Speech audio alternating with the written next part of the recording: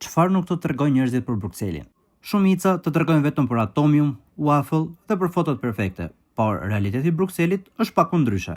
Gjëja e parë, moti ndryshon gjatë gjithë kohës. Mund të kesh diell, shi dhe erë brenda një dite, prandaj duhet të jesh i përgatitur gjithmonë. Dhe po, duhet të përgatitesh edhe për aromat në disa zona të qytetit, sidomos ato pranë stacioneve apo rrugëve të mbushura. Disa pjesë të qytetit nuk janë aq estetike sa duken në rrjetet sociale. Një gjë tjetër që të bie në sy është që qyteti është i mbushur plot me restorante italiane. Kjo ndodh sepse Brukseli nuk është në një destinacion që mbahet fort për kuzhinën belge. Po waffle dhe patatet ja vlen, por mos prit ndonjë eksperiencë jashtëzakonshme kulinare. Edhe vetë qyteti nuk është ai tipi që të lë pa fjalë që në momentin e parë. Nuk e ka të ndjesinë wow që të japin disa qytete të tjera europiane, por prap ka një atmosferë interesante. Rrugicat, birrat belge, tramvajet, sheshet dhe vajbi në mbrëmje e bën një udhëtim të bukur për disa ditë. Pra verdikti, Brukseli është një qytet që ja vlen ta vizitosh të paktën një herë, por sinqerisht, mos prit të mbetesh aq impresionuar sa në disa qytete të Europës. Po a ju pëlqen Brukseli?